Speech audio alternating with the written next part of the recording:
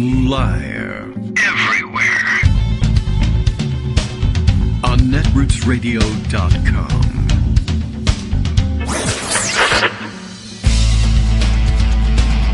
David Waldman. Kagro. In the morning. Now, here's David Waldman. Hey, good morning, everybody. How you doing? It is Tuesday, May 4th, 2021. I'm obligated, I think, to wish you a happy Star Wars Day, which I think they should see if they could overlap this with Talk Like a Pirate Day. This year will be probably our 15th annual Forget What Day Talk Like a Pirate Day is. I think it comes in September. I think I may have remembered that much correctly, but May the 4th is another one that I like to mark because it's goofy and ridiculous, and it's today. So today I've got it. We're on top of that situation, and well, I guess we're ready to roll out another show, as it seems. Let's see, Bill thinks so, and he lives in Portland, Maine, so you know what that means when it comes to predicting when radio shows will start. It's been going pretty well for him so far. Today, no exception. The Kagro in the Morning radio show is live. That's now at 9 a.m. Eastern Time. In case you are awake, listening, and don't know what time it is, we provide that service. Radio is excellent for that. They really pride themselves on providing that service to people, and clocks really have that covered, I think, but, you know, they're holding on to the old ways, and so will we. What do we do today? Well, CBS News reminds you that Republicans aren't doing voter suppression. It's just a little innocent voting law tightening. No biggie. True, he saw the same tweet I did, and I have some guesses about how that might have happened. I happened to see Oliver Willis this morning making that note, and I shared it with everybody because it struck me as pretty much true. It's just, I think that was an interesting way of putting things, and Oliver has a great eye for those things with all those years under his belt at Media Matters for America. CBS this morning tweeting out their headline, "The Republican-led effort to tighten state voting laws is getting a new burst of support from former President Donald Trump," which means he's tottering around Mar-a-Lago saying, yeah, we should do that thing. And but it's true. Oliver points out, very Orwellian, to call voter suppression to tighten those laws. It's true. It's a fault in their language and gives the impression to those unaware of exactly what's going on here that there's something like there's some benefit. It's, well, we're just tightening it. Things should be tight when you're talking about how laws are designed. But of course, well, this harkens back to the piece we talked about yesterday but didn't read on the air. Maybe that would be a good segue for that. Did I keep it in my current pocket, or did I file it away? It was the one that I mentioned to Greg that we saw on the Hill. Here it is, from Juan Williams. GOP turns lies into laws. Why don't we make that a little bit of a mini theme, pardon me, for the morning? Although there's another hot topic that I want to look into that Justice reminds me in his thumbs up notes to me, just letting me know behind the scenes that everything is working as designed. Reminds me that I've seen a lot of chatter this morning about a story that I guess I just missed last night, or did it break this morning and I was, brushing my teeth and looking the other way? Yeah. The word is that, here's from Business Insider. I just had to look it up on Google. Former MI6 spy Christopher Steele produced a second dossier on Trump while he was president. Oh, okay, interesting. So it's the long-awaited sequel to Donald Trump likes to have prostitutes pee on either on him or on beds while he watches, or who knows what. The PP Tape 2. I guess we're obligated to call it Electric Boogaloo. That's the only thing you can name it. And I'd like to check in on that, just because maybe there'll be something embarrassing and or disturbing about that idiot who we cannot get rid of. Apparently, by the way, Facebook is like holding some sort of an event to decide whether or not they are going to allow him back on Facebook, on their platform, which would be a huge mistake, but hey, that's Facebook for you. And apparently they have a board that decides such things, but they're promoting it like an event, like that you can, I don't know whether you can watch it or whatever, or I'll have to find the tweet that I saw about it, because I think I saw our good friend Scout Finch tweeting about it yesterday. It was expressed in such a weird way, or promoted in such a weird way, that it prompted her to say, oh, everyone can watch and see whether he'll get a rose from Twitter, like The Bachelor. Where was that? So I can find that. That happened yesterday afternoon, I think. Here it is. So Jen Hayden, Scout Finch, tweeting, will he get a Facebook rose? On Sarah Fisher's tweet, Sarah Fisher from Axios, tweeting about the Axios story. Oh, Axios that will be hosting. Okay, so it's Axios making the problem here. Axios will host a special event going behind the scenes of the Facebook Oversight Board decision on whether to restore access to Trump's accounts. So she's teaming up with, teaming up with Mike Allen for this special event, which isn't an event, and it isn't a thing. But anyway, Facebook should be discouraged by all means from doing this. Let me start over with my agenda, though, and pretend I had it organized from the beginning. This piece I told you about yesterday from Juan Williams, an opinion piece in The Hill, GOP turns lies into laws. It seems appropriate, and it's got some companion pieces here. President Trump's big lie. Now the right-wing echo chamber is exploding with little lies. And by the way, Trump, issued what I guess passes for a press release from what passes for an operation at Mar-a-Lago, declaring that he was repurposing the words, just as he repurposed fake news. And he was able to get away with it at that point because people were willing to pay attention to him. And I don't think that's the case anymore. But you remember when the term fake news was rolled out. I mean, not like it was a great invention or anything. What are we going to call this fake news, that we're reading from Macedonian teenagers? The pro-Trump fake stuff, the attacks on Hillary Clinton. She's got pneumonia. She's going to die. She's from, drinking. She's a vampire pedophile drinking adrenochrome. This was pre-Q, or widespread emergence of Q. That they spread these sorts of weird lies. Remember the spirit cooking and all that stuff. So what are we going to call this fake news? I know. We'll call it fake news. And then Trump, I guess, got wind of the phrase, whether he understood what was going on and deliberately turned it around, or misunderstood the thing from the beginning and just appropriated the phrase. I have no idea, but my vote is almost always going to be, in the end, if I've got to vote, for misunderstanding. And he just declared that all anti-Trump news was fake news. And now everybody sort of associates the fake news phrase with Trump's usage of it. And that was always disturbing to me. And he's trying the same move with the big lie. That is to say, he's appropriating the phrase the big lie. Everyone has learned that now we all walk around talking about when Trump and his idiot adherents say he really won the election and Biden is a fake president and is going to be replaced soon and yada yada, or whatever form that takes, or that they're recounting the ballots correctly in Arizona and they're going to find thousands and thousands of votes. That's the big lie. He just went at it frontally and issued one of his weirdo press releases saying from now on, he declares that when Democrats say they won the election, that's the big lie. I mean, he didn't even come up with a new topic about which, to apply the big lie to. So that's what's going on. So it's important to note that effort is underway, by which I mean he made somebody type that up and take a picture of it and put it on Twitter under their own account, or I'm sure they gave it to a reporter, and the reporter took a picture of it and put it on Twitter. That's his version of tweeting now.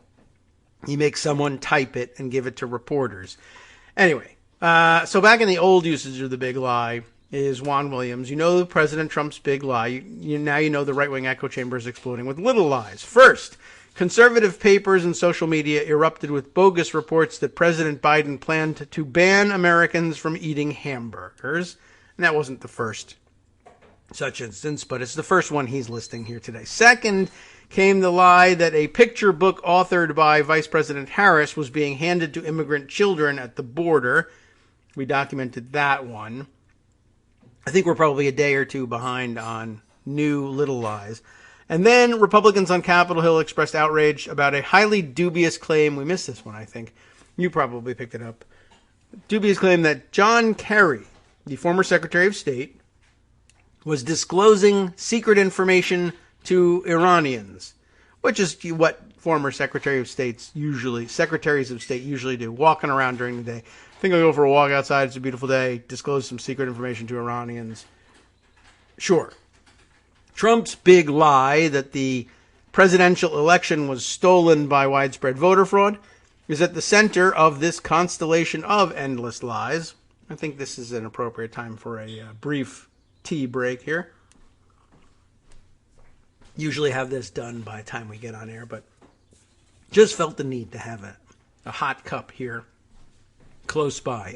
Okay, so keep in mind that Trump started lying about the election results in November. I mean, again, here we could probably extend the timeline. He was lying about how the election results would be revealed and what they would show, much earlier than that. Really, since about 2015, he's just been running around lying about election results, saying that if they didn't show that he won, they were a lie. All right. Yet months later, even after President Biden was inaugurated, 65% of Republicans still said they believed Biden's win in November was illegitimate, according to a February AP NORC poll. It's been mentioned on the show. And what is it? NORC? N-O-R-C. I think Greg actually even told us last time, too. All right, well, in one ear and out the other. You know how it goes. And I have headphones on. You'd think that the other side would capture that thing and keep it in your head. Anyway, now the big lie is generating small lies with terrible consequences. This month, Florida Governor Ron DeSantis, that's a terrible consequence right there. That's true. Ron DeSantis. This month, he signed what he describes as the strongest anti-looting, anti-rioting, pro-law enforcement piece of legislation in the country. And, of course, that's a terrible description of what it is. And it might not even be all those things as, like, the strongest of any of those things. Just figuring, that part is probably a lie, too. The law itself is the result of a lie, often repeated in far-right media, that protests against police brutality last summer, or ever, for that matter, became celebrations of violence that left American cities as burned-out shells. That's the most specific restatement of the lie. You'll recall that Republicans were telling one another that Black Lives Matter protests had burned entire American cities to the ground. And, there was a fire set in a police precinct somewhere. I can't even remember which city it was. And that wasn't even chiefly, I don't think, a Black Lives Matter protest, though that was certainly part of the situation. But that may have been one of the Pacific Northwest confrontations where the protesters were surely incorporating the same legitimate complaints as many Black Lives Matter protesters have expressed, but I wouldn't have said that Black Lives Matter was taking the lead on that protest. I don't think that was the case. Anyway, on that basis of the lies that a violent left had burned entire cities to the ground, DeSantis has put in place an authoritarian law that is a brassy repudiation of the Constitution's First Amendment rights to protest and the exercise of free speech. Incredibly, the Florida bill makes it easier, the New York Times reported, for anyone to crash a car into a protest march and escape civil liability even if they injure people. In other words, like legalizing running over protesters, which, That's the party of common sense for you. The everyday working man's party says it's absolutely right. First, protect the babies, but the unborn babies. But if they protest anything, run them over in a car. It's vehicular homicide version, the vehicular homicide version of stand your ground. Just going to bypass the court system entirely for the right people. The Florida bill is one of more than 90 in 35 states being proposed by Republicans to limit future protests, ABC News reported. I think here, too, the horizons could be expanded for Juan Williams here.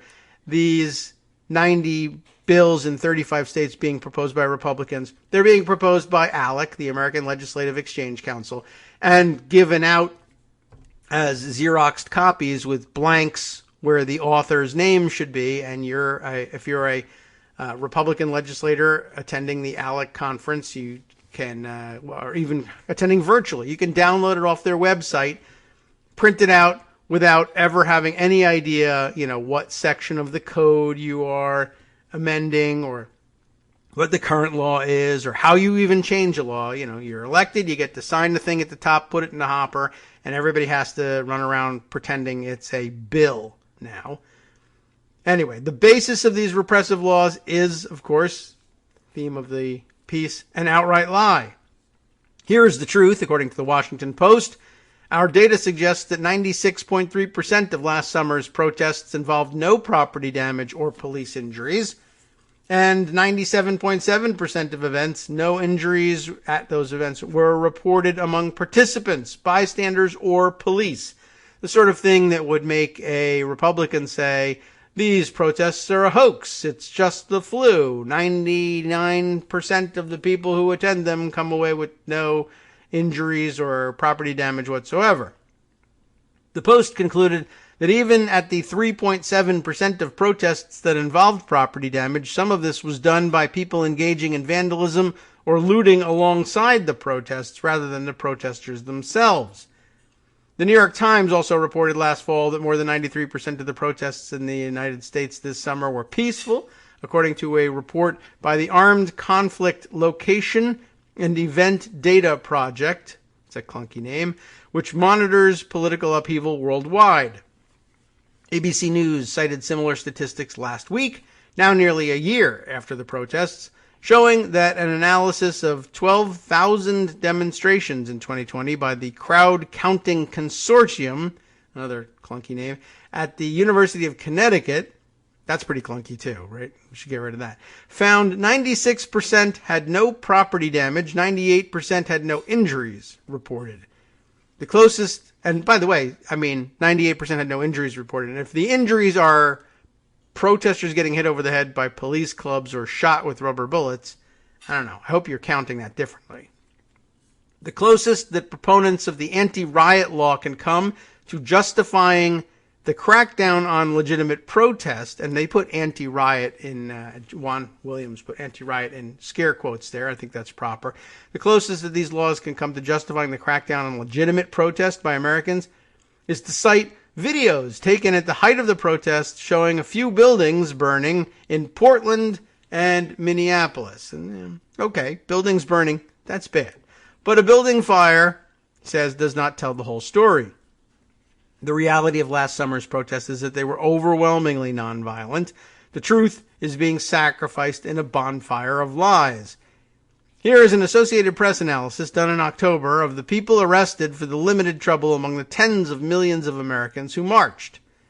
President Donald Trump portrays the hundreds of people arrested nationwide in protests against racial injustice as violent urban left-wing radicals. But an Associated Press review of thousands of pages of court documents tells a different story. Very few of those charged appear to be affiliated with the highly organized extremist groups or any highly organized extremist groups, and many are young, suburban adults from the very neighborhoods Trump vows to protect from the violence. And keep in mind, there's a large threat from organized radicals on the right, according to Christopher Wray, the FBI director. Wray told Congress last fall that the prime source of racially motivated violent extremism came from the white supremacists who are the nation's main domestic terror threat. But Republican politicians don't want to hear the truth. They've spent the first 100 days of the Biden administration using lies to justify curbs on protests, even on the right to vote. Georgia and Florida, for example, have enacted laws to suppress voter turnout, especially in black neighborhoods, despite lacking evidence of voter fraud. Well, they're just tightening things, you see. Some of the right's little political lies are funny, such as the ones about Dr. Seuss books being banned and Mr. Potato Head becoming gender-free. Semi-funny. Some lies are no joke, however. In late March, Trump continued lying about the violence done by his supporters at the Capitol on January 6th. He told Fox News the rioters were hugging and kissing the police and guards. In fact, 140 officers got hurt in the attack. Probably more than got hurt in total at all of the protests during the last summer. President Biden told the truth last week when he called the attack by Trump supporters the worst attack on our democracy since the Civil War. The truth is the basis of a free democracy, even if the right-wing echo chamber can't handle the truth. And by the way, I was struck by that second to last line. President Biden told the truth last week when he called the attack by Trump supporters the worst attack on our democracy since the Civil War. And I believe it was LOL GOP observing the other day that Republicans objected, of course, to this line because they believed that the January 6th attack was the best attack on our democracy since the Civil War. So they're in total disagreement on that point. All right. Well, I said there was a theme to this. And I guess as we're coming up on the first break, we'll be able to get at least a piece of this in to establish a theme. Over at the Washington Post, more opinions. I love opinions. They're so fun and everyone enjoys them. We'll enjoy this one. This opinion piece from Michael Gerson, again over at the Washington Post. Elected Republicans are lying with open eyes. Their excuses are disgraceful. I picked up on this one. I think it was Gerson's tweet publicizing this piece. And I think the line he used in the tweet is embodied in the article here, so I'll just jump in with that. For the activist base of the Republican Party, this is illustrating slightly different angle on the same problem before I begin on this. And it, I guess, plays off of a comment that I made based on something else just in the last couple days or so. But, just basically going back to the old, we have to find bipartisan compromise with them. There's only one political party left in the country. And then the other one is this weird cult of personality built around the guy who keeps losing elections, costing them other elections. And it's kind of weird, and I'm waiting for people to sort of recognize that. But they're just, the traditional news reporters and traditional political analysts can't, that can't be part of their discussion, that one of the political parties just collapsed and nobody is saying anything about it. But okay. So for the activist base of, I guess, what's left, the people that used to be the Republican Party, I'll say, affirming that Donald Trump won the 2020 presidential contest has become a qualification for membership in good standing. For the party's elected leaders, accepting the clear result of a fair election is to be a rogue Republican, like I wouldn't use this word for her, but indomitable Representative Liz Cheney of Wyoming, a target for Trump's anger, public censure, and primary threats. Nothing about this is normal. The GOP, or as people are now calling it, the GQP, is increasingly defined not by its shared beliefs, I'd say of which it has none left, but by its shared delusions. I don't want to get too far off into this tangent, but the idea of the GQP being defined by its shared beliefs. When I saw the headlines the other day, now that California is throwing itself headlong into another possible recall election, gubernatorial recall election, and Caitlyn Jenner, apparently a declared candidate, and people speaking of her in terms of she's the future of the new Republican Party. I mean, I mean, maybe, I don't know. And I don't know whether to congratulate them on that or not. But the idea of Caitlyn Jenner, like, becoming the face of the Republican Party, it's pretty clear that they're not defined by any set of shared beliefs anymore. That whole thing is over. Certainly none of the beliefs that you used to think of and associate with the Republican Party are left. The only thing that holds them together is adherence to the big lie. And as Gerson says, nothing about this is normal. The GQP is increasingly, I'm going to change it, defined not by its shared beliefs, but by its shared delusions. To be a loyal Republican, one must either be a sucker or a liar. And because this defining falsehood is so obviously and laughably false, we can safely assume that most Republican leaders who embrace it fall into the second category, liars. Knowingly repeating a lie, this was the tweet I think that caught my attention, knowingly repeating a lie, an act of immorality, is now the evidence of Republican fidelity. So there's your family values for you. They're clinging to America's heartland values, which is lying to everyone's face about the basic function of our democracy and the plain outcome of the last presidential election. I really do think that, I don't know why they're not at this point. So you'd think this would be great Sunday show fodder. And maybe Jake Tapper is the kind of person who would do it. But it should be standard practice. They only do it when they start getting huffy and angry with the Republicans were there. And the lies are adjacent to the big lie that people ask them. But that should be the opening question of everything. Here to discuss the economic plans of the Biden administration, Senator Republican Yahoo, whatever his name is. Sir, who won the 2020 presidential election? And then just let him answer and either cut off his mic or whatever.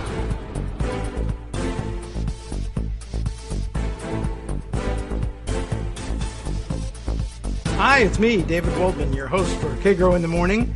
I have good news to report. Many more listeners like you are making critical contributions that keep our show on the air. Makes good sense, of course, and patreon.com, Patreon.com, makes it simple. Now you can make easy, secure, recurring monthly contributions to support our show. Patreon.com/KagroX gets you straight to our donation page. Maybe you'd like to thank us for helping keep you sane during the Trump era. Maybe you're looking forward to in-depth explanations of what's going on in the Biden administration. Whatever it is that keeps you listening, we need your help to keep bringing it to you. And hey, if you happen to prefer using PayPal or even the Square Cash app, we're up and running with those options too. Thanks again, everyone, for all of your support. We literally could not do this without you.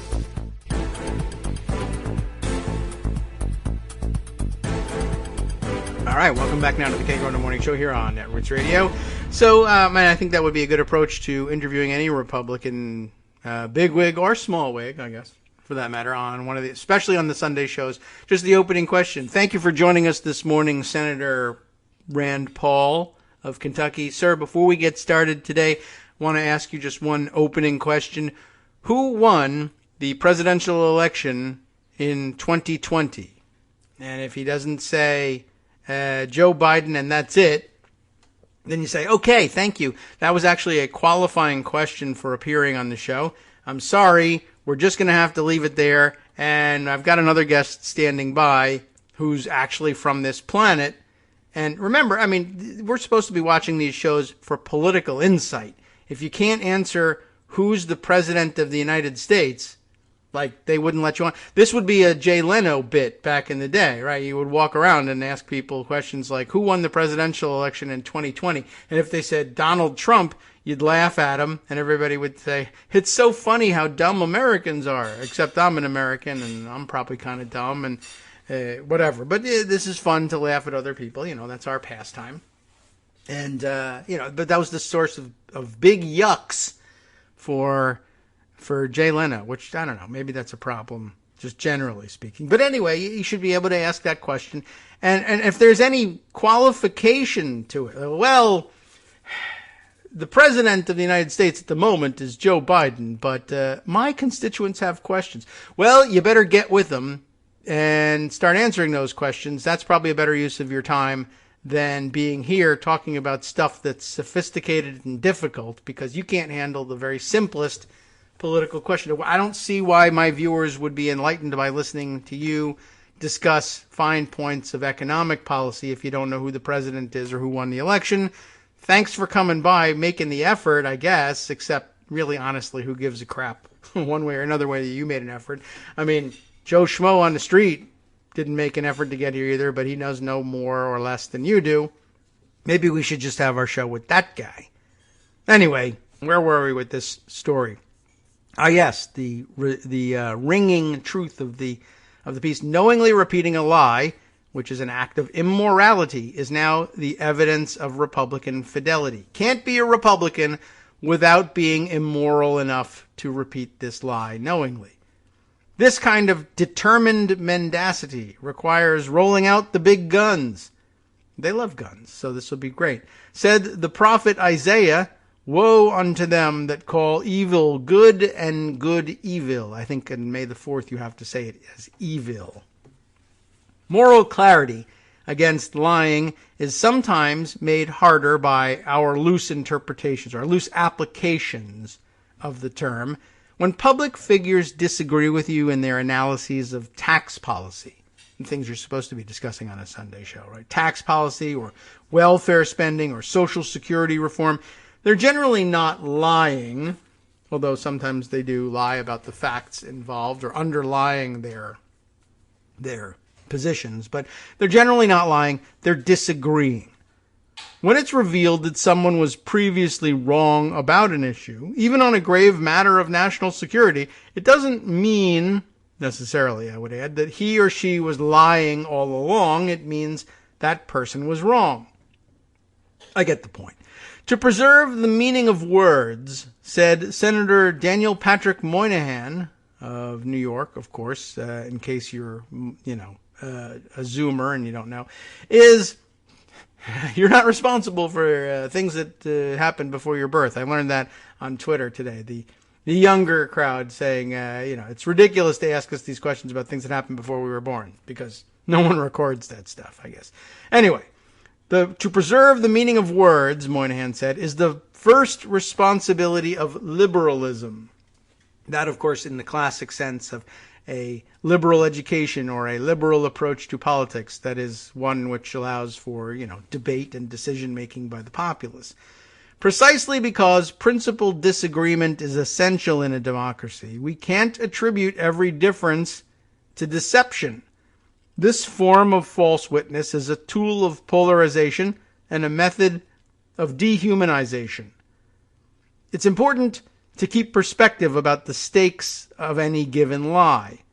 There is reason the English language has so many words to describe the shades of culpability in a deception. You can equivocate, or dissemble, or palter, or mislead, or prevaricate, or fib, or perjure. There are mortal lies and venial lies, cruel lies and merciful lies. Context matters.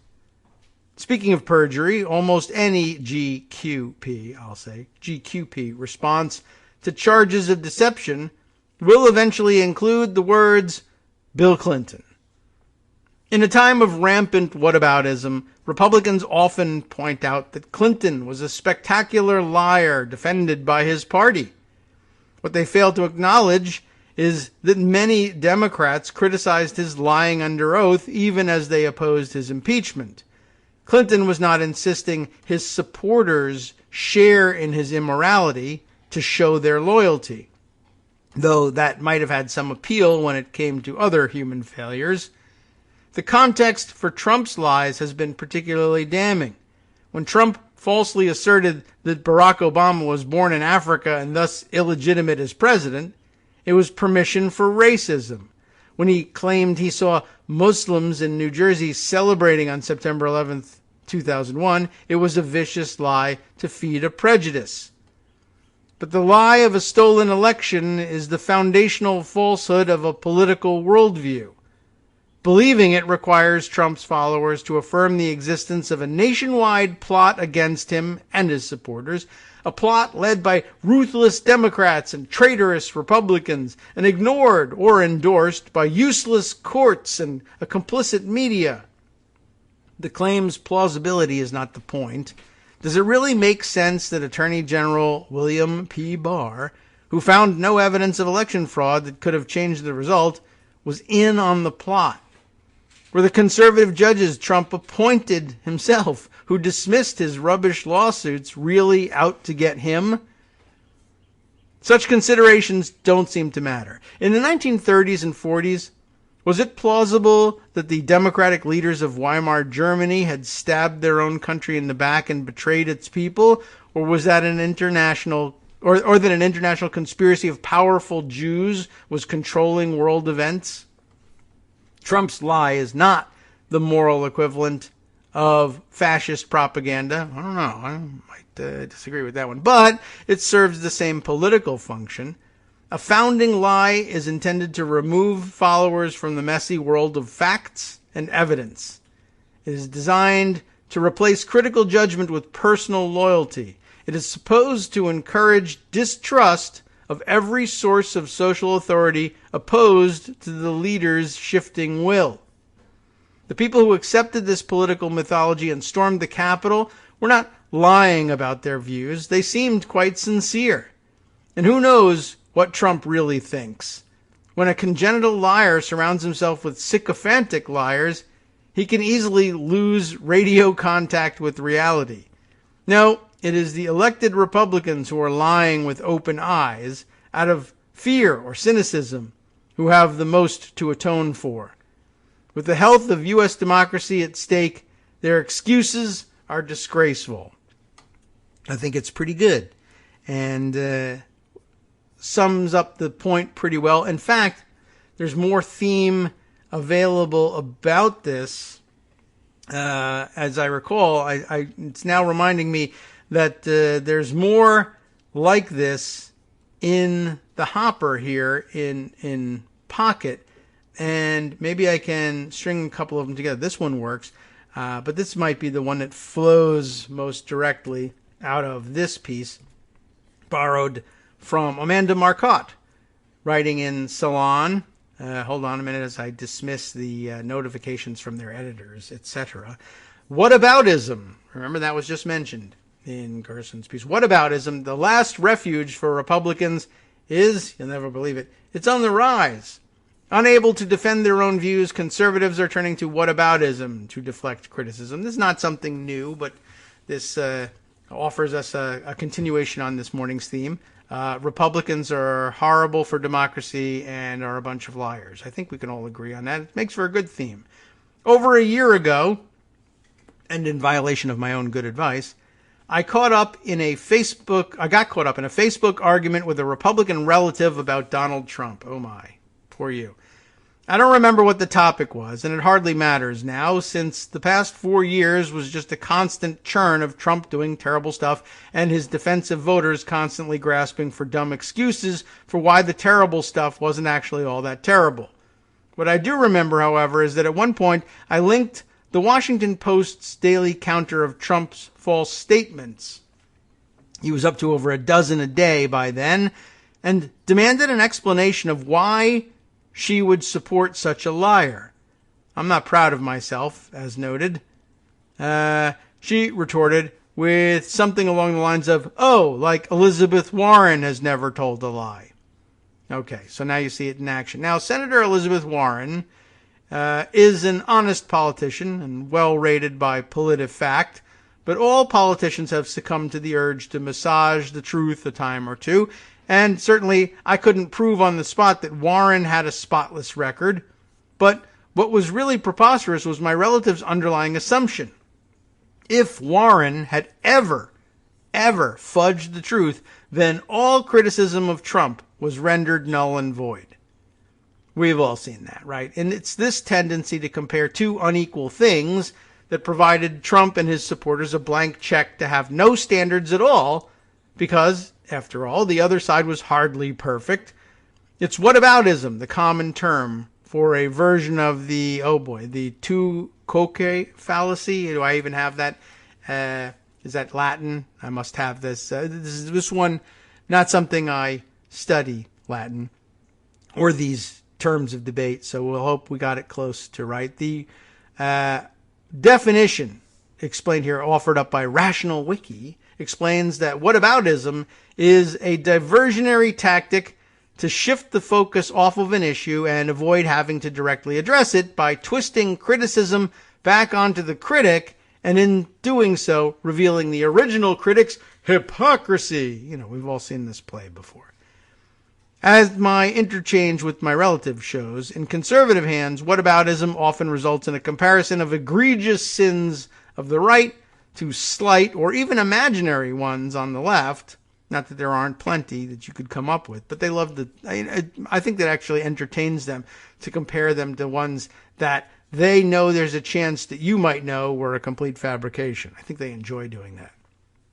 The purpose isn't even really to establish hypocrisy, since it's usually comparing apples to oranges. The purpose is pure deflection. It doesn't even have to make sense. Sarah Longwell, a Republican political strategist who now publishes the Never Trump website The Bulwark, has been doing a series of focus groups on Republican voters. She spoke with Peter Weiner of The Atlantic and flagged this increasing conservative addiction to whataboutism. And there's a little clip here. If compelling evidence is presented to MAGA supporters that what they're being told by Green, this empty head Green over here, I think, Green or others is a lie, they don't engage directly with the evidence. According to Longwell, they say, what about Ilhan Omar? They say, what about Alexandria Ocasio-Cortez?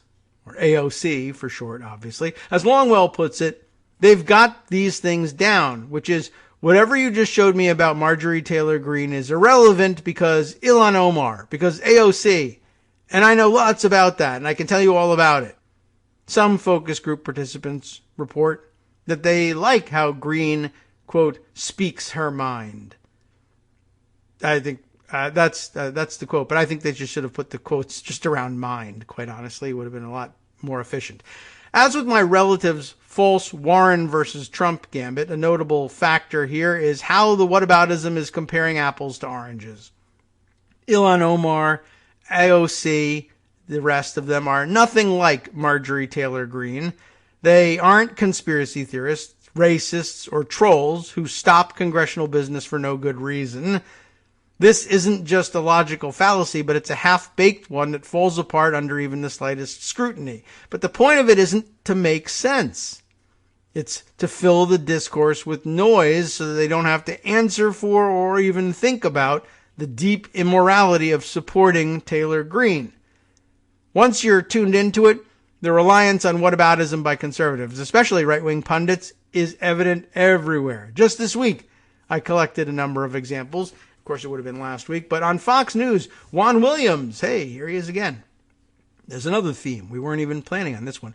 Juan Williams called out the network, Fox, for spreading false stories about President Joe Biden rationing beef and Vice President Kamala Harris, quote, pushing her book on migrant children. So this probably motivated the piece that we just read. Co-host Greg Gutfield immediately retorted by whining, well, I guess they learned from the best, and referencing the Steele dossier. Wow, another theme we're going to have. I didn't even realize. This is fantastic. It's like everything's connected, man. All right, anyway, of course, these aren't equivalent. Christopher Steele's dossier was never presented by the media as anything but what it was, which is a series of allegations that ranged in their level of adequate sourcing. The beef ration and Harris's book stories, however, were pure misinformation. On The View, Meghan McCain pulled a similar trick when, trying to defend Fox News for spreading fake stories, tried to change the subject to liberal media, which runs all of media, all of tech, all of entertainment, all of music, all of politics, all three branches of government. Well, not only was her claim a lie, but it was also nonsensical. Why should liberals having power in the media justify conservatives spreading obvious disinformation? That's a good question. Or check out this story from the Daily Beast, where reporters Aswin Subsang and Adam Rawnsley detailed how the former president and his Republican allies are coalescing around a new argument to fend off allegations that Trump incited the bloody January 6th riot. Maxine Waters did it too. Again, that's a lie. Maxine Waters told Minnesota protesters to get confrontational, but in a context that clearly indicated a desire for said confrontation to stay peaceful. The result was that the people she was speaking to stayed peaceful. It's a pretty good result. And as the vast majority of Black Lives Matter protesters have done for the past year now. Trump, however, spent months riling his followers up, gave a speech saying, "You'll never take back our country with weakness. You have to show strength," and then sent them to the Capitol. And we know that they got the message because of what they did when they got there. Thursday night, Tucker Carlson of Fox News was so aggrieved at Biden for denouncing this insurrection that Carlson leaned hard into the most non sequitur version of whataboutism. Really? The worst attack on our democracy in 160 years? How about the Immigration Act of 1865? Carlson complained. I'm sorry, 1965 is what it says. I'm thinking of like ancient immigration acts, and I don't think there was one in 1865. But okay, but the Immigration Act of 1965.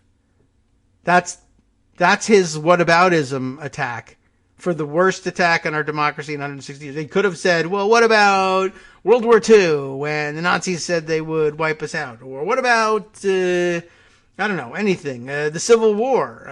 I guess, you could have, except he was pro-Confederacy. It wouldn't have made sense for him to present that. But those are the sorts of things people would normally come up with in whataboutism. And I think the point she's making here is that this is how far gone these guys are. That in their universe, like, well, yeah, the Immigration Act of 1965. Do you know what it is? I don't. And I follow this stuff, pretty closely, I think. All right, well, what's this about?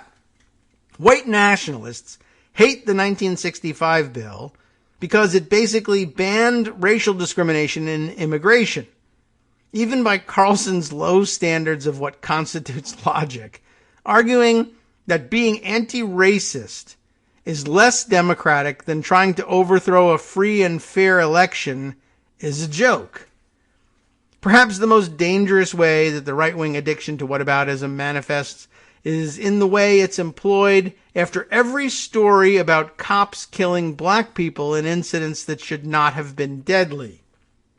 Inevitably, right-wing media will settle on pointing the finger at the victim for being no angel. You remember that. Apologists for Derek Chauvin in the murder of George Floyd love to harp on how Floyd had drugs in his system at the time. The argument, of course, makes no sense. The right not to be killed by police should not depend on a person having a spotless history. The percentage of Americans who can honestly say they've never broken a law or done a bad thing lingers around zero. Being imperfect shouldn't be a blank check for cops to kill you. But whataboutism, of course, always embeds this double standard. People outside of the right-wing tribe are expected to be perfect, and if they are not, it's blanket permission for people inside the right-wing tribe to do whatever they want, no matter how terrible. The reason for that whataboutism is increasingly popular on the right is obvious. They know they can't defend either their behavior or their ideas, so they are laser-focused on deflection. Whataboutism is crude and relies on false equivalences or outright lies as well. I heard you could call them both. I'm going to use the Trump excuse for mispronunciation on that. Still, it often works, either by tricking liberals into changing the subject or by giving conservatives a thing that they can say, no matter how nonsensical, that staves off the demons of self-interrogation. As with other shady rhetoric the right is using to avoid talking about real issues, we can expect to see more of this as they get more desperate in the face of their own failures. It's not news. It just felt like something that needed to be said, and some connective tissue, I think. There's another couple of articles along the same lines, and if I can find them quickly enough, I can launch into one or two of them. Or we can turn to the news about the second dossier. I think we can save that for later on in the program. What was the other thing that we were thinking of using, though? Yeah, that's a good question. I don't know. I had a couple of, this of course reminded me of a number of different directions we could go. Well, we'll use it to clear some more of these things out of the queue that I've been holding for a while. This a piece from Greg Sargent from the end of last week, April 29th. And I think we hit on the same idea just sort of accidentally, maybe yesterday, in discussing things with Greg about, the feedback loop that we're stuck in with Trump and his supporters. Republicans, in order to be a Republican in good standing, just as the first piece said, or maybe the second, you have to lie to everyone about something really super basic: who won the election. And then, of course, if you lie enough about it, people will say, I have heard your lies, and I'm now reflecting these lies back to you. I now have questions about the outcome of the election, the integrity of the results. And then Republicans use this to say, my constituents are just asking questions. I don't believe this big lie, but they do, and I wonder why. So here's Greg Sargent on. It's we're trapped in a doom loop of Trumpian circular logic. Donald Trump has found a new way to pretend the election was stolen from him. According to a remarkable report in the Post, he's increasingly focused on a hand recount now underway of 2.1 million ballots in Arizona's most populous county, to the point where he's grown fixated. So this was interesting to me, not because it was revelatory, but because it was in the facts that he was an idiot and living in a delusionary world. But I guess this started to hint at, all right, we're going to have Mar-a-Lago Palace intrigue now, a nameless Mar-a-Lago hangers-on willing to garner some press attention by telling us just how out of it Trump really is. Anyway, this underscores an unpleasant truism we must all reckon with. This is never going to end. And this should play into Facebook's decision-making, by the way. And Axios should be printing our complaints ahead of time that any result other than keeping him banned from Facebook is rigged. It's all rigged. Everybody knows it, we'll say, and see if that works for us. But yeah, this is never going to end until Trump dies. Others will try to carry on the tradition, but nobody does it quite like him. But Greg doesn't say so. But I bet he thinks it. Anyway, not to speak for him, I'll let him do his own speaking. Trump will continue to insist the election's outcome was illegitimate forever. And Republican officials will continue feeding this lunacy, not necessarily by flatly agreeing that the election was stolen, but rather by murmuring that maybe Republican voters have a point in, quote, lacking confidence in the election's outcome, and by extension, in our political system. Is this not an indictment of our entire, whatever, I'm going to borrow the Otter speech here. He's not entitled to it, but they're using it. And Republican officials, like he says, will continue feeding this lunacy by simply saying, well, my voters have a point, maybe. They have questions. I'm just asking questions, which means it's time more Republicans are asked directly. If GOP or GQP voters lack confidence in the election and in our electoral system, isn't that because Trump and Republicans told them that they should lack confidence in them? That's true, too. And they should be asked, of course, as a prerequisite on any Sunday show or for any interview with any reporter. Who won the election? If you don't say Biden, that's the last question we've got for you. Take the situation in Arizona, please. Amazingly, the GQP-controlled state Senate has turned ballots and voting equipment over to a private contractor whose chief executive has promoted nonsense about fraud in the election. How are Republicans justifying this? You guessed it, by claiming GQP voters lack confidence in the outcome and need their confidence restored.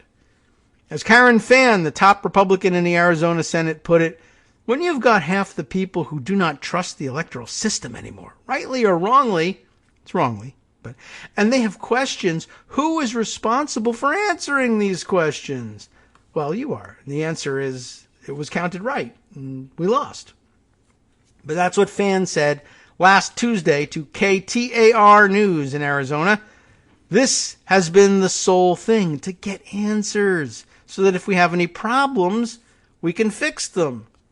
Another theme, we'll fix them by, quote-unquote, tightening things, right? Isn't that nice? Greg asks. Arizona Republicans just want to identify problems in the system and fix them. How saintly of them. Can't you just see their halos glinting in the sun? This is madness. It is exactly this sort of thing that continues to feed this lack of confidence. Don't take my word for it. The Republican chief operating officer for the Secretary of State in Georgia says this Arizona recount might not even be legal, and notes that at a minimum it will undermine confidence in future elections as well. And I don't even like calling it a recount. It's just ridiculous to legitimize it with real terminology. Of course, for Trump, that's a feature and not a bug. Here's a quote from another Washington Post piece about the Arizona escapade. Ensconced at his private club in Florida, Trump asks aides for updates about the process multiple times a day, advisors said, expressing particular interest in the use of UV lights to scrutinize Maricopa's ballots. Love to get an answer for what that's supposed to be. Here's the thing. Every single Republican claiming that continuing to investigate fictional fraud claims is only about restoring voter confidence in our system is lying, and every one of them knows it. And yet, Republicans are making this claim are almost never interrogated seriously about it. This has to change. Fortunately, Politico caught up with a Republican lawmaker and did press on this point. Senator Cynthia Lummis of Wyoming voted against certifying some of President Biden's electors on January 6th. How does she justify this? Say it with me this time. Because Republican voters lack confidence in the outcome, as Lummis told Politico. When 40% of the American people think an election was massively fraudulent, we've got a problem. Yes, a problem of your party's creation.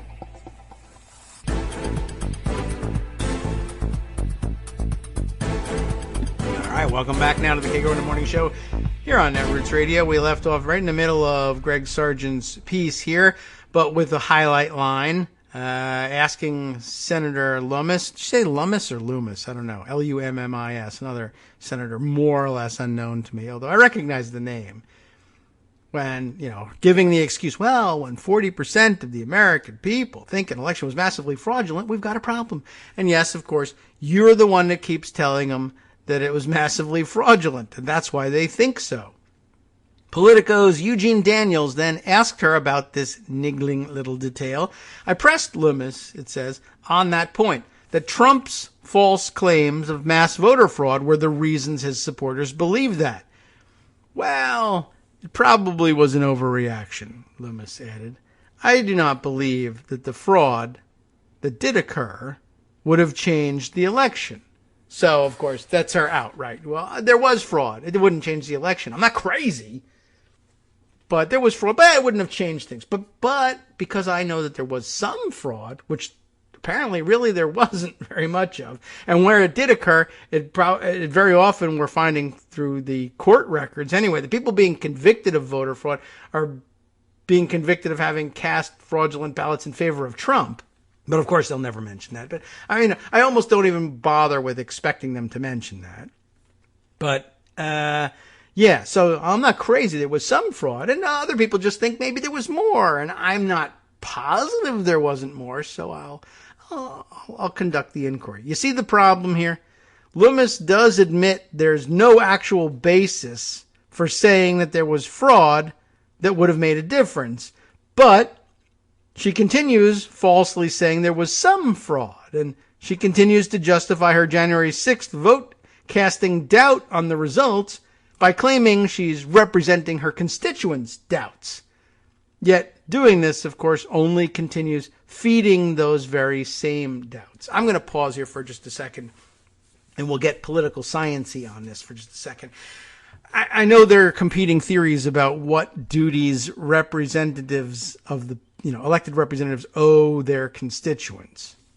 And there's certainly the theory of, well, I need to reflect my constituents' questions and doubts on whether it's everything, any issue, no matter what, or this issue in particular. Josh Hawley totally used this excuse, and that's where Loomis got it. She's just copying off of Josh Hawley. And it was ridiculous when he did it. But it's just pathetic to also copy it and use it later on. But what's going on here is representatives saying, well, my constituents have questions and I'm just reflecting their questions. But on this kind of issue, and there's room for debate between the theories of representation. One of I need to reflect what my constituents believe or question or whatever it is, whatever their doubts are, I want to carry them forward. I owe them that much. And then there's the theory of what you owe your constituents is your judgment. And based on how you campaign and how you present yourself and how you debate issues with your opponents in front of them, they are choosing the person whose judgment they trust the most, ostensibly. The person whose judgment they trust the most for questions of this sort. Because after all, I mean, if you're going to use the excuse like, well, there was maybe some fraud, but maybe not enough to change the election, well, then maybe if you can see gradations like that, then maybe you can see gradations like, well, some of your constituents have questions about the legitimacy of the election, but not all of them. Some of your constituents are quite clear about the outcome and quite clear about what your duty to your constituents is in this case.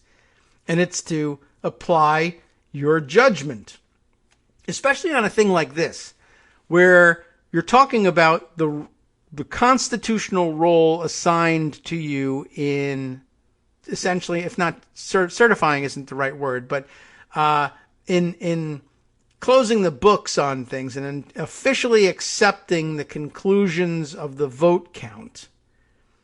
That's some inside baseball. And it's a role that's handed to you constitutionally, right? The Constitution doesn't say, well, whatever people are saying in a diner in Wyoming is what you should do when it comes to accepting the electoral vote count on January 6th. It's, you've been elected as a senator. You have a solemn duty to ratify these results. If you genuinely believe that something has gone on, I mean, I guess there's certainly room for you. There's a process through which you can register your complaint. And if it's clear enough and obvious enough that a majority of the membership in the body really believes, and there's room for faking it too. Certainly if there had been a Republican majority in the Senate, who knows what they would have done, or a Republican majority in the House along with them, they can unratify, change the results of the election. It can happen, but, clearly the founders knew that I guess they must have contemplated it could, but they just figured no one would ever do it because, everyone will see it in plain sight, right? But you have a solemn duty, and it's not really much of a decision either. It's just a basic question. If you truly believe that the outcome was manipulated in some way and is wrong and doesn't reflect the popular will, you have the opportunity to say so.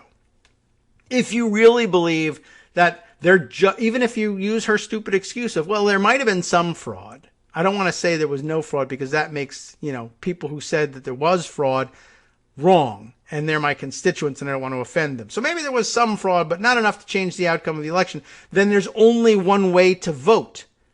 You haven't done your constituents any favors. You haven't represented them if you believe that there wasn't enough fraud to change the election results, but they do, but you give them your vote and say, I'll vote as though I did believe there was enough fraud to change the outcome of the election, just so that people who are wrong and have no real basis of knowledge from which to make the decision they made in the first place aren't upset with me. That's a failure of political leadership and political courage. And I know we don't expect any of that from Republicans anymore, but that gives us another theme to veer off into after this, I guess, if we really want to take this, as opposed to examining the news, which sucks. Who cares about that anyway, right? Okay. So you're making a huge mistake And they know it. They're just trying to dodge. This is similar to the whataboutism, right? Well, what about the fraud, which didn't change anything? How do I honestly account for that? Well, for one thing, there wasn't any of that either. But even if there was, the outcome is still the same. I honestly believe there was a little fraud, but not enough to change the election's outcome, then you vote to certify the Electoral College results, and that's it. Doing the opposite means you're just a liar and you're abandoning your responsibility as a member of Congress. This is the job. It's the way it's described in the Constitution. If you don't like it, cast the vote the way it should be and let them throw you out. You were never cut out to be there in the first place. But the question, like I said, is inside baseball. The question of, was the electoral vote count properly conducted? Did the members of the Electoral College actually cast these votes? You could opt to look into the origins of who is accepted as a member of the Electoral College based on allegations of fraud or miscounting or manipulation within certain states. That opportunity is available to you, but they didn't even do that. Loomis didn't do any of that. She just said, I'm just reflecting doubts. Not mine, but someone else's. But the question of whether or not to certify these results is simply a role assigned to elected members of Congress, period, by the Constitution. It doesn't belong to people in the diners. They're not in Washington, D.C. They didn't observe the counting. They weren't there elected by the people for the purpose of monitoring the count and making sure the numbers were added up right. That was you, Cynthia. How did it go? Do the totals work? If so, there's only one vote to cast. There's no middle ground on this question. So, all right. Well, where do we leave off on this thing? She continues falsely saying there was some fraud, and she continues to justify her January 6th vote, casting doubt on the results by claiming she's representing her constituents' doubts. I'm sure they may have doubts. They might even truly believe those doubts. But again, sitting in a diner in Wyoming doesn't give you any particularly trustworthy perspective on, here are the vote certificates, here are the numbers on it, here is the columns in which we added up the numbers, and this is the result we got. You can't do that from Wyoming in a diner. I mean, you could watch C-SPAN and do it, but then you would have to admit you were wrong about these things. But you're the one we sent there to witness the mathematics of it. To say there are people in Wyoming who don't think the math is true or that the numbers reported were wrong has nothing to do with anything. What I saw happen here today happened correctly. I'm sorry that you feel the way you feel, but if you don't like it, I guess you can elect a different person to lie to you later. Of course, that's probably what they did, and Cynthia Loomis was the person they elected to lie, and therein lies the problem. I guess now she's there saying, they'll just replace me with somebody else and give the $174,000 paycheck to somebody else to pretend that they care about idiots in diners. And that'll be the biggest tragedy in Cynthia's life, I guess. I should call her Senator Loomis, except I'm not certain when I'm pronouncing that name correctly. So at least Cynthia, I know I'm pronouncing right. Anyway, so here they go. Of course, Greg continues, we all know why Republicans are really playing this game.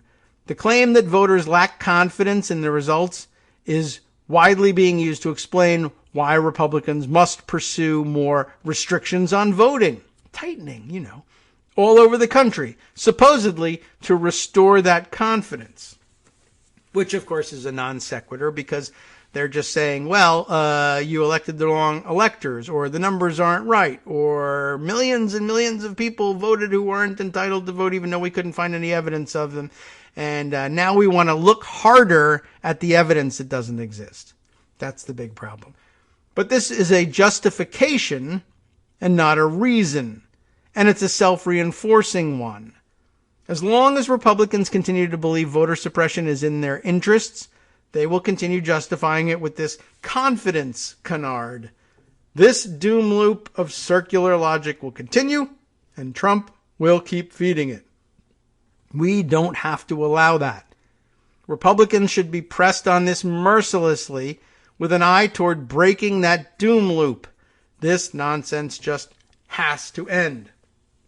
And again, my suggestion, not a perfect one, is just make that the opening question in any interview, whether it's on television or in the hallways in the Capitol building or anything. First question, got to ask you, are you a cop, right?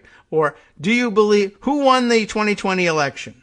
And you have one word to answer. If you utter a second word, even if it's true, like if you say Biden, man, wrong answer. Who won the 2020 general election, the presidential election? If the answer isn't Biden and nothing else, the interview's over. They don't get their name in the paper. Simple. Makes it easy. But some reason, no, I'm not doing my job. We got to reflect the views of Republicans. Why? You're reflecting the view of a person who's ignorant of and refuses to participate in reality on this planet. What interest is there in their views on anything else? Why should there be any? I can think of no reason. All right, a couple of other interesting things that we can add. Oh, look, here's a comment in, I happened to click by the email inbox. Dave R. commenting on the question of, I guess, the immorality question of repeating a known lie. Is lying permitted in Christianity? Now, he looked it up in his search engine here, and we have something from the DuckDuckGo search engine. Lots of different approaches to it. Christian views on lying. Here, an entry from Wikipedia. Is it ever morally permissible to lie? What does the Bible say about lying? Is there ever a reason for Christians to lie? Is it ever okay for a Christian to lie? Lots of different approaches to the same question. I don't know whether they all have the same answer, but presumably there are probably some situations in which they'll let people get away with, I guess, maybe the little white lie sort of thing, but maybe not. Maybe Christianity is stricter on lying. I think there's probably some Talmudic discussion of it out there as well. But perhaps the theological discussion is best saved for another day. But I mentioned the profile and courage sort of thing, and I've got another piece on that one at the ready from election lawyer Mark Elias, who's got a few things to say on that subject and the subject that's generating all of these big lies. Profiles in Cowardice. He wrote actually back in late December of last year. Still relevant, of course, because they're still fighting the same battle. Shortly before John F. Kennedy's book about courage in the United States Senate was released, he wrote an extraordinary essay in the New York Times Magazine that sought to explain the cross pressures elected leaders feel as they formulate positions. This is more of that political science stuff.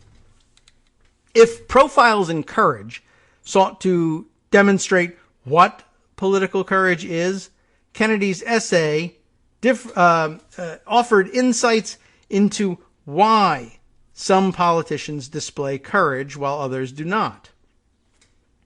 Kennedy rejected the romanticized notion that leaders demonstrate political courage solely because they, quote, love the public better than themselves. To the contrary, political courage often stems from politicians' love of themselves because they need to maintain their own respect for themselves, and because their desire to maintain a reputation for integrity is stronger than their desire to maintain office. And I think that's a reasonably good political science view of things. Again, offering alternative, if somewhat less noble or romantic, explanations for why political courage is the right thing to do, so long as you get there and opt to display political courage, your motivations can be less than pure. That is okay. And it factors constituent wishes and the notion of elected representation right into the calculation. I want to continue to be in office, and I want to be able to do that on the basis of having a reputation for integrity. So rather than sacrifice that integrity in order to hold on to political office, I will demonstrate political courage and hope to make my case to my constituents. That's unfortunately kind of a lost formula for Republicans who aren't a political party anyway, as we discussed earlier. Anyway, we'll continue on with the discussion of Kennedy's work here. As for those without any political courage, Kennedy concluded, "It is when the politician loves neither the public good nor himself, or when his love for himself is limited and is satisfied by the trappings of office, that the public interest is badly served." I, Mark Elias here, was brought back to this delicate contradiction of political courage relying on a commitment to democracy or a deep level of egotism mixed with self-preservation, while working through Texas's failed bid to the U.S. Supreme Court to reverse the election results. This is a very interesting insight, I thought. When Ken Paxton, the indicted Attorney General of Texas, who's facing a new federal investigation, and remember the time of the piece here is late December of last year. We all knew that this was in the news at the time. So Ken Paxton, who was under indictment, brought this frivolous lawsuit in the U.S. Supreme Court to invalidate the 2020 elections in Georgia, Michigan, Pennsylvania, and Wisconsin. Not even Texas. I mean, he won Texas, so we can't invalidate that, right? Well, when he brought this lawsuit, people understood his likely motivation, which was, do you remember, to win a pardon by currying favor with Donald Trump. He's facing indictment. He wants to get out of the indictment. So he says, I'll do the ludicrous thing here and file a lawsuit that Trump will like. Trump will be flattered by. He'll see it on the news. I'll ask for a pardon. He'll give it to me. That's why I'm doing it. So interestingly, Mark Elias again notes here, in an odd way, I found solace in the fact that at least I could understand Paxton's motivations. They were purely transactional. But no similar bargain, however corrupt, could explain the behavior of 17 other sycophantic state attorneys general who quickly followed Texas's lead. It's as if they didn't get the joke. Paxton wasn't filing this lawsuit to win. He was filing it to get a pardon. While these other 17 attorneys general presumably didn't need pardons. Maybe they're all corrupt, but there was nothing in the news that said they needed pardons, but they still blindly followed along, walking right past democratic norms, the expressed will of their voters, and their own legacies and self-respect. This I didn't expect to follow this up, but it's here. There's a Yiddish saying that a schlemiel is somebody who spills his soup, and a schlemazel is the person it lands on.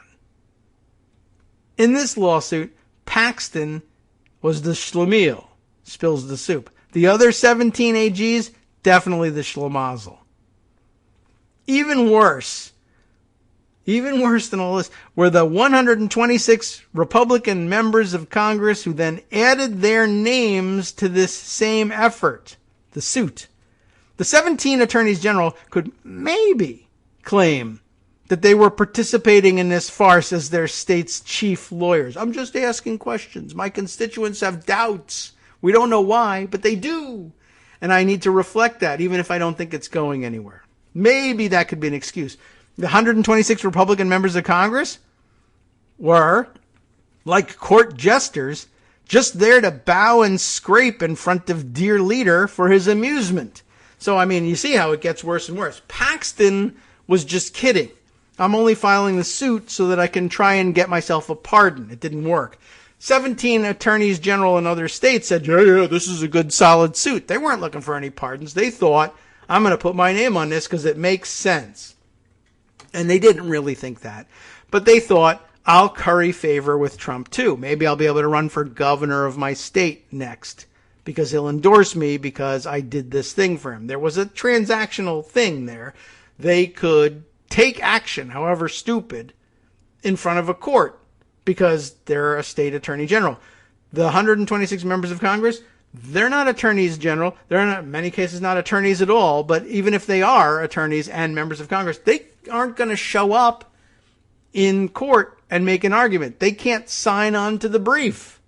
They just are, they can sign as friends of the court, or I guess they could be admitted as parties if, or whatever. They could put their name on it somehow because the Republican attorneys general will allow them to do it, but there's no role for them. They were simply doing it so that Trump would endorse them for re-election or not endorse any primary opponents against them.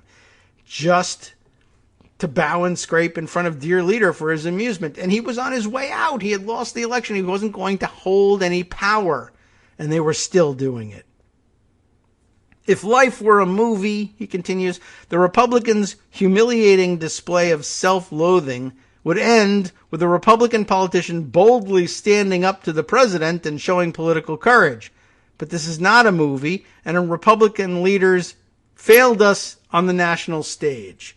This was, again, December 20th, 2020.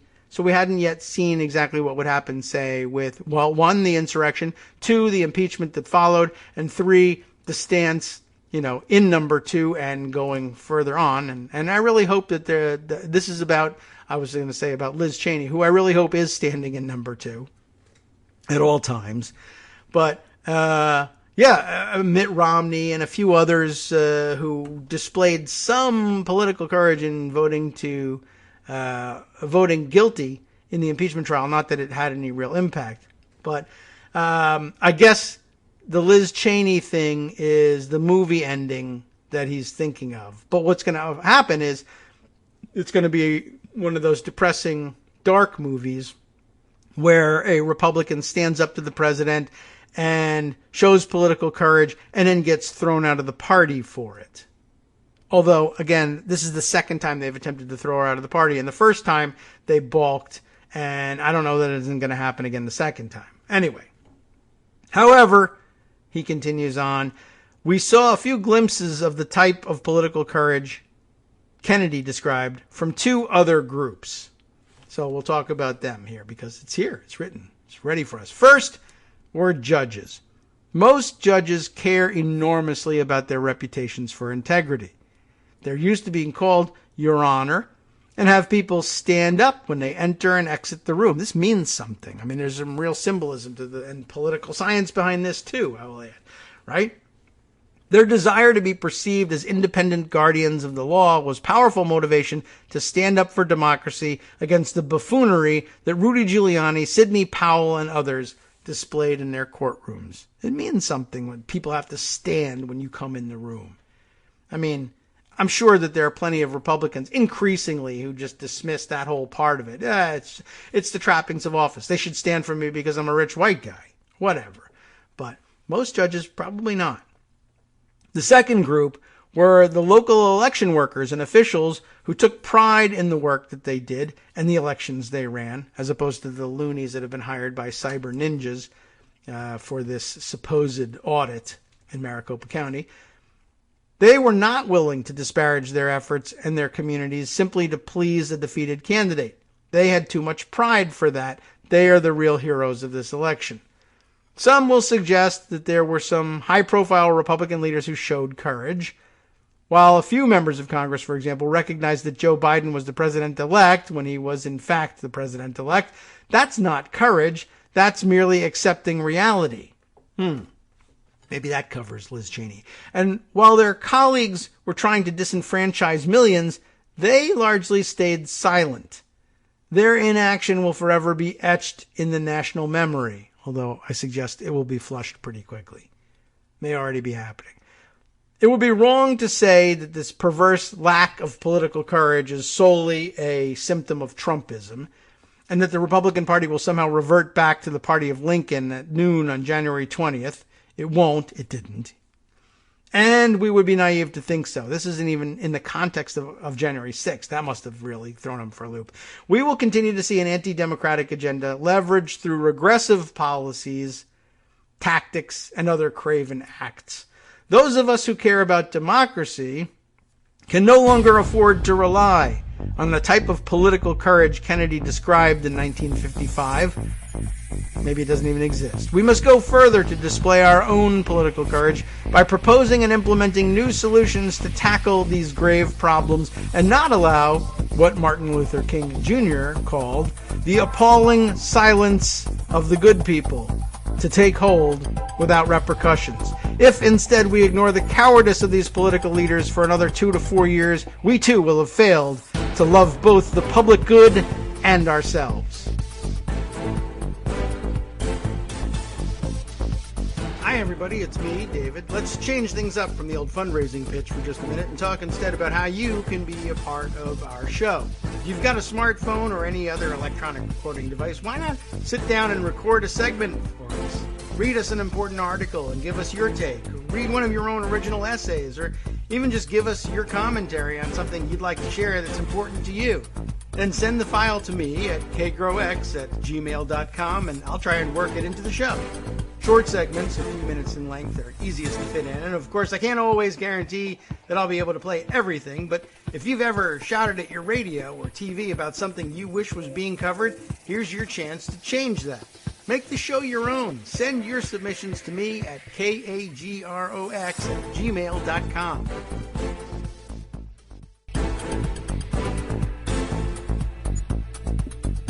All right, welcome back now to the Kagro in the Morning Show here on Netroots Radio. I continued reading the very end of Mark Elias's piece, even though I know that in our live feed we probably cut off right in the middle of the sentence, although I have a feeling that it actually cut off at a part of the sentence that made it sound like it maybe even made sense. But that last conclusion there, if instead we ignore the cowardice of the political leaders, these political leaders, for another 2 or 4 years, we too will have failed to love both the public good and ourselves. That was the entire formulation of his take on Kennedy's conclusion. And right, quite right, and making some good points. And I think I kind of have to continue with this theme. There are a couple of other things that have been waiting in the wings, and probably still not going to get to all of it, that are related to this train of thought, this stream of consciousness type show. Thinking about the insurrection and accountability for it and other things that went into a lot of the turning points that we could have taken to jump off the road of Trumpism. This gets pointed out. We wonder about, what are we going to do about this lack of political courage on the other side? And we're probably reminded that this lack of political courage is everywhere. I see from this morning's Twitter feeds, this is happening currently. Matt Negrin from The Daily Show pointing this out because we rely on sometimes on the satirists to tell us the real news. They sometimes are the only ones who feel like they have permission to say these things. 118 days after the January 6th insurrection, the Washington Post, the guys we rely on for telling the truth about all this stuff, it's cited in all the other articles. When the right-wing media was lying about things, we would go to the Washington Post for the truth about stuff.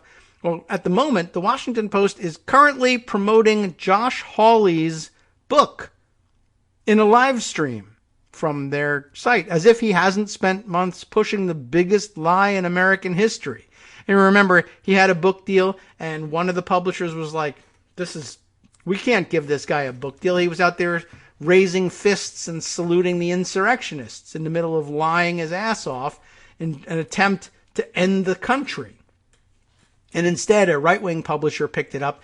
And I'm sure there were probably some people who don't understand, the operation over at Regnery, that the idea is to publish complete crap that other people, that serious publishers won't touch. But look, a book gets printed. Nobody looks really at who published the book anymore. And that leads to a lot of problems. But I think we've actually discussed this years ago on the show, and certainly years ago on the blogs, that, this was one of the benefits of, one of the few benefits of having that stupid elite system of elite gatekeepers that really has detrimental effects across the board, But one of the few benefits of it, in a roundabout sort of way, was people didn't have access to self-publishing or these right-wing publishing houses that exist just for the purpose of putting out books that are terrible by terrible people for the purpose of, the profit that comes from it is typically mostly wrapped up in bulk sales to people, so that the end recipients of the books are people who don't care one way or another about the content of the book. They just care about converting money into personal support for the politicians who write these books, or conservative book clubs, which is a minor portion of your actual sales, which is made up of people who say, I like Fox News and One America News or OAN or whatever the hell it is, but I also like to read books. So is there any way that I could stay in the fake news bubble but look like an intellectual because I'm reading a book? And the answer is yes, Regnery Publishing will help you with that. So Josh Hawley couldn't get a real publisher, so Regnery stepped in and published the book. And you might think, well, I was going to say about the value of elite gatekeepers is, there were these white shoe, like the equivalent of a white shoe law firm. These were white shoe publishers that would lend their name and their seriousness and the fact that they have editors and standards and stuff like that, and lend that to politicians. They were about to lend it to Josh Hawley for what? And why is Josh Hawley even writing a book? It's not like I have an idea and there's no way to really fully express the depth of my thought except in book form, the way it kind of used to be the thing. Simon & Schuster, will you publish this book? Well, I don't know. Does it have like a central thesis that's important to society? No. Well, then no, we won't be publishing it. And then, of course, people said, well, maybe they have biases. Maybe they do there is a central thesis. It's just not recognized by the establishment as, in their conventional wisdom.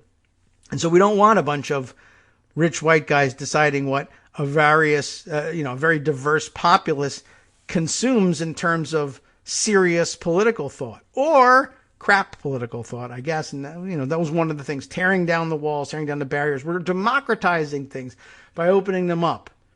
Self-publishing or blogging or whatever alternative media sources, channels there were, was all part of, Marcos's own thoughts about crashing the gates. Wasn't that his first book?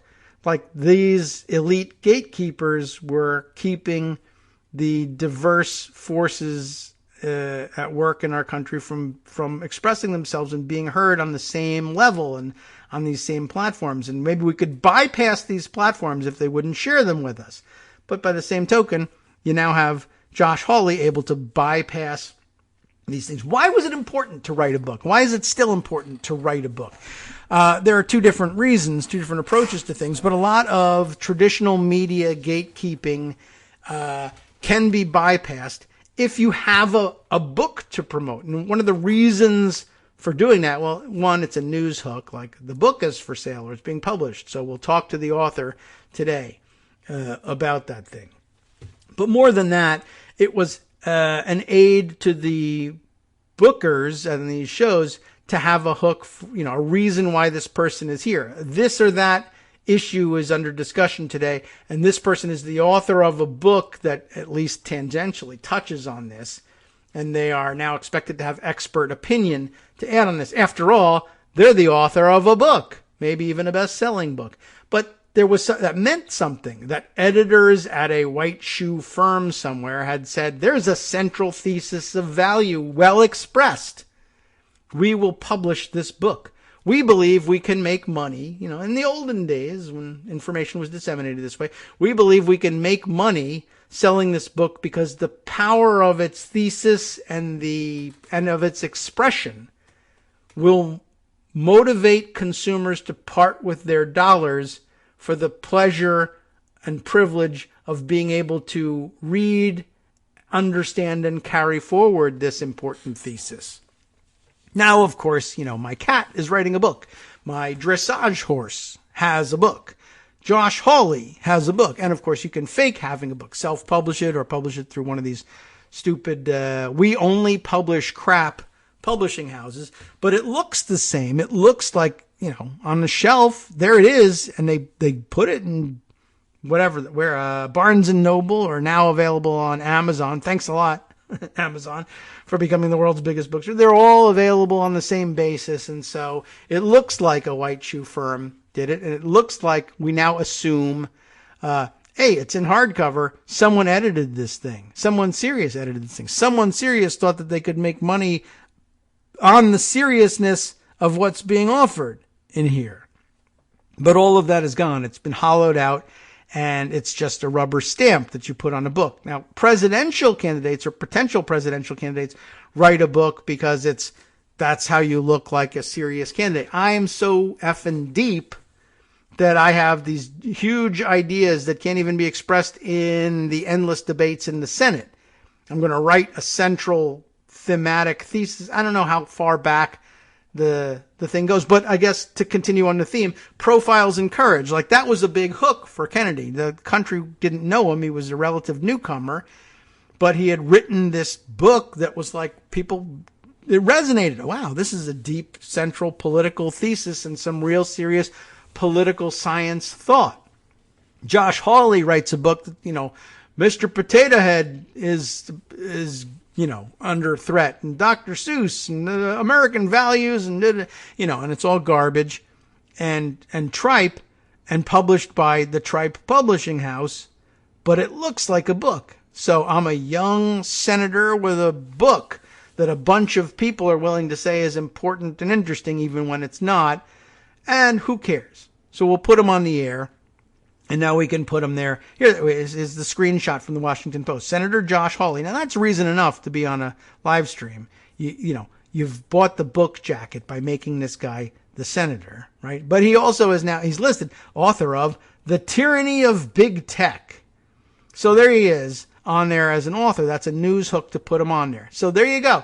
118 days after the January 6th insurrection, the Washington Post is currently promoting Hawley's book in a live stream as if he hasn't spent months pushing, I guess, the biggest lie in American history. There will never be consequences for any of these Republicans. The news media loves them.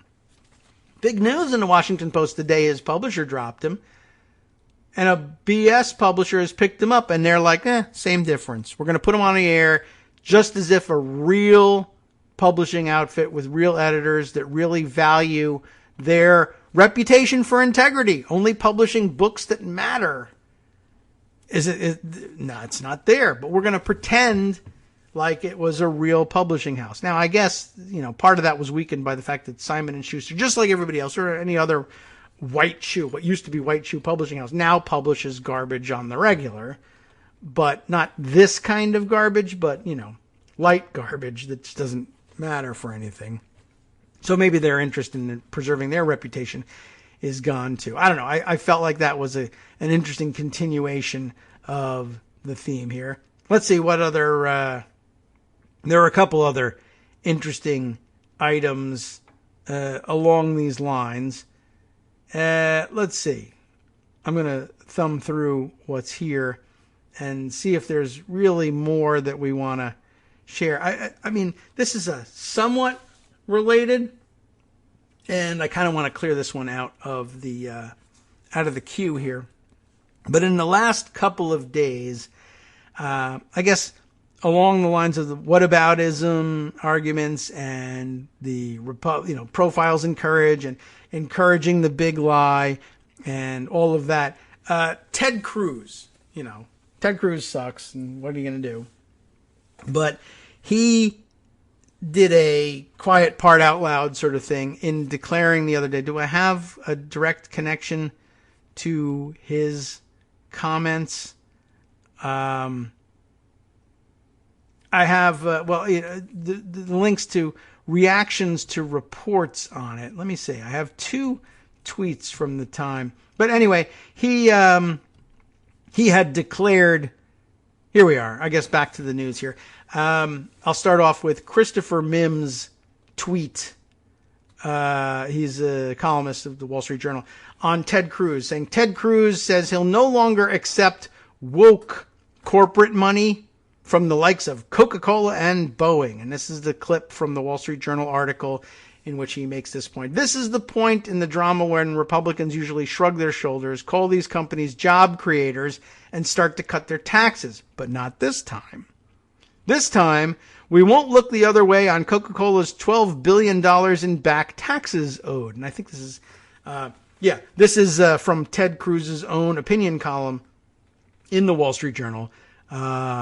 The title being, "Your woke money is no good here," right? This is the point where we usually shrug our shoulders and call you job creators and start to cut their taxes. Not this time. He's threatening these companies. This time, we won't look the other way on Coca-Cola's $12 billion in back taxes owed. By the way, owning the libs by collecting corporate back taxes. You got me. Oh no, please don't collect the $12 billion in back taxes from Coca-Cola. Otherwise, I guess I don't have any words for the rest of that sentence. This time, he continues, when Major League Baseball lobbies to preserve its multi-billion-dollar antitrust exception, we'll say no thank you. Oh no, again, owning the libs by collecting tax money from corporations. This time, when Boeing asks for billions in corporate welfare, we'll simply let the export-import bank expire. Well, I don't know if I'm crazy about that one necessarily, but, here's the fact. I don't know. I might be okay with that. But I'll tell you what, Boeing gets billions in corporate welfare, and you're going to cut it to own the libs? It's working. Keep owning me. Way to go. I don't know what to tell you. But other people observed, like for instance, Adam Bonin, saying, I guess I don't understand why Cruz is linking his willingness to accept contributions from a source with his willingness to perform official acts in support of that source. Unless he's tacitly admitting that his campaign contributions do corrupt him. Yeah, that's what he's saying. And Julian Sanchez found the same thing. Ted Cruz now making it explicit that his views on tax and trade and regulatory policy will now be entirely driven by punishing or rewarding companies for unrelated political speech. It's two sides of a very weird and disturbing coin that we're letting go because I don't know whether, are we now saying that this is just Ted Cruz being Ted Cruz? Like Trump being Trump? Ted Cruz just said, not only, as Sanchez says, my views on tax and trade and regulatory policy aren't driven by Republican or conservative ideology anymore. They are you on our team or not? And we will conduct regulatory policy based on, do I like you, rather than what should our policy be? And more to the point, as Adam says, he's explicitly saying, if you are on my team and give money to me, we'll do things for you in government. And although he'll say, well, now I'm saying no, Coca-Cola can offer me money, but I'm not going to do the things that they want me to do. Yeah, but you will do the things that other companies want to do. And what you're really saying is, now I'm not going to do it, which means that before I was. Before, when I nodded and said, you're a job creator and cut your taxes, it wasn't because I believed you created jobs and deserved lower taxes. It was because you backed me, you didn't mouth off about me, and you gave me money. All of that was because you were doing those things. I was willing to tell people things like, yeah, it'll all trickle down. Yeah, they're job creators. Yeah, I believe the opposite of what's true about actual economics, that job creators love giving away their profits because they love creating jobs. No, they don't. They want to keep payroll as low as possible so they can keep the most of their money. We've been over this 100 times. That was an interesting observation. Not that Ted Cruz is an influential person or matters in any way, but I don't know. I thought that was of some interest and wanted to share that with you. A couple other things we might be able to squeeze in here as well. Let's see. Are there any that absolutely positively must get in here? Here's another one that's been waiting around in the wings for a while that will tie this back to other earlier threads. the insurrection, of course, the second impeachment as a result of the insurrection, and now the raid on Giuliani's office that brings us back around to the first impeachment, which many people recognize was very similar in many ways to what ended up being his second impeachment, but that we really hadn't resolved those issues. Daniel Goldman, identified in his Twitter bio here as former lead counsel for the House impeachment inquiry, points this out, riffing off of Bill Kristol's observation back on April 28th. Reading snippets of the amazing Ukraine saga today because of the Giuliani news, I'm reminded, Kristol said, that Trump was rightfully impeached, that he should have been convicted, and that after a minute of discomfort, his defenders quickly memory-holed it all and supported his re-election.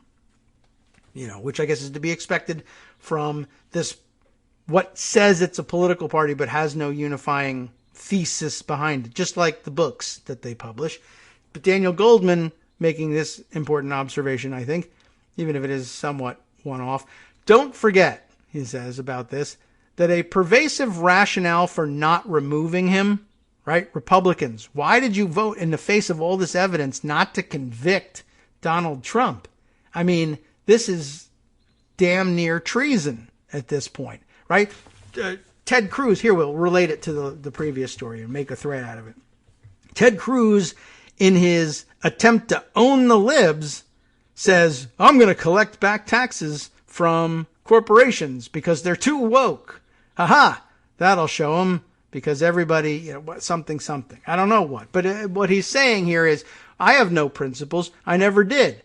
And I absolutely did make policy based on who was giving me money and pretending to be on my side. I never believed that cutting taxes was really good for the economy. I never believed that these people were really job creators. They were just on Team Cruz, so I gave them what they wanted. But no more. Now I'm not gonna, because my policy preferences are driven directly by, are you on my team? And that includes backing me up when I ask you to back me up and giving me money when I ask you to give me money. And all people before can now expect, in hindsight, for everyone to view our relationship as exactly that transactional. Okay, well, not really a profile in courage, true. And that relates it back to the Mark Elias piece. Now, Goldman observing here about the first impeachment outcome. Why did Republicans vote not to remove him? Was it because of some deep bedrock principle, or are they just on Team Trump? Well, their excuse that they gave at the time, just like I was just reflecting my voters' questions. I don't know how they got those questions, but I'm just reflecting the questions, as opposed to playing my constitutional role, which political courage would demand of me. Don't forget, says Daniel Goldman, that the pervasive rationale given by Republican senators at the time for not removing Trump from office was, why? We were about to have an election, right? To allow the voters to decide. We don't impeach him at this point, and we let the voters decide what to do with him. They will be the ultimate judge, right?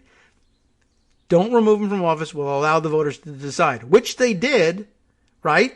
And what did they decide? They decided not to return him to office. Too untrustworthy to remain in office as president of the United States. He is, after all, a traitor.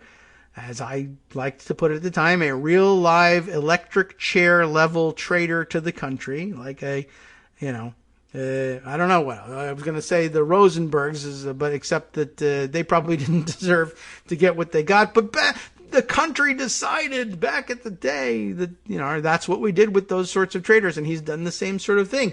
He didn't make policy on Ukraine because it was right for the United States or right for Ukraine or right for the former Soviet bloc or right for anything. He did it because this is going to be our Ukraine policy, because they can have their arm twisted into doing something for me, for the election, and my ability to continue to steal money from the U.S. Treasury. That was it. So here we have let's not remove him because we have the opportunity to let the voters decide. So the voters decide, and the voters say Joe Biden should be the president. And what did the senators who said, no, I won't vote to convict this president and remove him from office because the voters should decide, say to the voters' decision? The voters are confused. They have questions.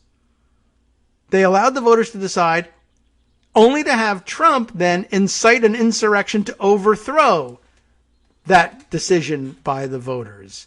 And they wouldn't even convict him for that. We can't remove him from office over the Ukraine impeachment questions because we need to let the voters decide. Voters decided, no, not Trump, Biden. Trump says, no, not the voters, me. I will remain in office. We're going to attack the Capitol. No, you don't. Out of here. Now you're on trial for attacking the Capitol. What do you Republicans who wanted the voters to decide say? Well, the voters were confused because we confused them, because we told them they should be confused, and they were confused, and I'm just reflecting their confusion. It was a good thing for them to, or a permissible thing for them to attack the Capitol to overturn the elections because they had questions. So, I guess now there's just such confused rabble out there that they can't be trusted to solve anything. Next time we're supposed to leave something to the voters, well, we left it to them, and then they decided they didn't like the decision that they had made, and you allowed them to attack the Capitol of the United States to reverse that decision and help them do it. And then wrote a book about how awesome it was, and the Washington Post let you promote it in their pages, even though no serious publisher would touch that crap. What a world! What a world! So that's where we live. That sums up all of this stuff. Not news, but context for news, to which we'll return tomorrow, I guess, when Greg Dworkin returns with the abbreviated pundit roundup and all that goes with it, and we'll return to the news. I am interested in finding out what was in this other dossier, of course. So in the closing minutes, I'll just check in on that one. Business Insider is the first one to come up with a full write-up of the thing, so I'll send you to that. And they've hidden their headline from a former MI6 spy. Christopher Steele produced the second unverified dossier, about Trump while he was president. A report says Sinead Baker and Sonam Sheth wrote this for Business Insider. We can at least fit the bullet points in here. Christopher Steele, this time it's finally handy. Christopher Steele compiled a widely read dossier with explosive claims about Trump and Russia. We knew that. The Telegraph reported on Monday that he made a second one for the FBI during Trump's presidency.